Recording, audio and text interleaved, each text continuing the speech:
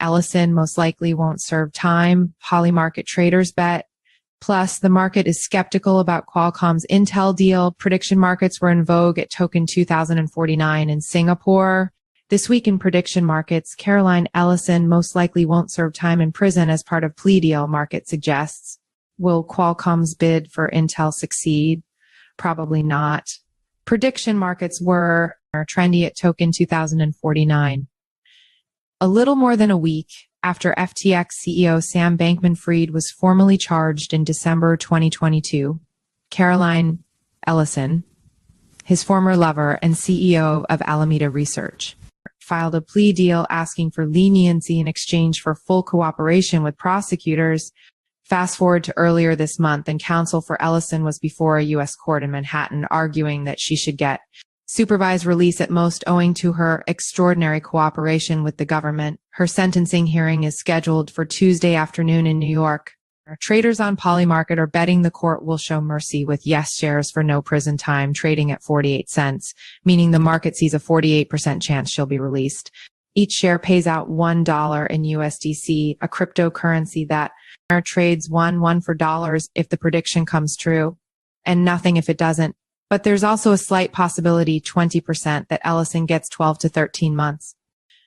Polymarket bettors have a mixed track record on guessing prison sentences. While they correctly guessed that former Binance CEO Changpeng Zhao would spend less than 6 months in prison, he was sentenced to 4, much less than what the Department of Justice wanted. They were way off on Bankman-Fried's sentence, which came in at 25 years, while the market was giving a 27% chance to 20 to 30 years. And a 28% chance to 40 to 50 years.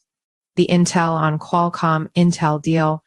The semiconductor industry was rocked this weekend when news broke that Qualcomm had approached Intel about a possible takeover deal with analysts on the ground in Asia, confirming that talks are taking place. Polymarket bettors are only giving this a 13% chance of happening by October. 31. From a purely financial perspective, Intel's shareholders would certainly welcome such a deal. The beaten-down stock is worth the same as it was 20 years ago because Intel missed the artificial intelligence gold rush as its efforts to create a competitive AI chip by 2017 failed. Its efforts to compete against the likes of TSMC and Samsung in the foundry chip focaccia business are foundering, and it lacks a GPU product that's competitive with NVIDIA for the ultra-high margin data center industry. Plus, Qualcomm Snapdragon chips, which are based on ARM designs, are now in laptops and impressing reviewers with their performance, while Intel's rivals are falling behind. Regulators, on the other hand, are going to have a field day with this. If there's one thing that Taiwan and China agree on, it's that Qualcomm acts as a monopoly in the mobile phone space, with regulators on both sides of the strait finding the company. Last week, the company lost an appeal in Europe to have a 2019 fine tossed, which accused Qualcomm of predatory pricing.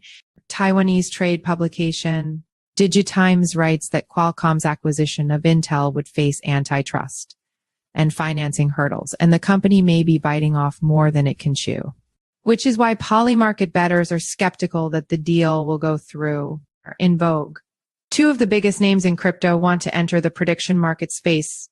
During last week's token event in Singapore, decentralized exchange DEX, DYDX said it plans to launch perpetual futures on prediction markets, which DYDX Foundation CEO Charles DeHousey explained in an interview with CoinDesk would offer decentralized finance DeFi a unique opportunity to regain attention.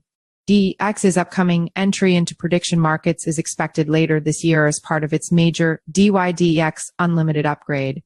Expect more specifics like the categories of markets as the launch date gets closer. Also at token 2049, Wintermute announced it's launching Outcome Market, a prediction market where outcomes are tradable as tokens listed on exchanges. Naturally, the first market launching is for the U.S. election, where users can punt Trump or Harris tokens. The first exchanges to launch these tokens will be Bebop, Woo, and Backpack, but the exact date for the first day of trading isn't yet known.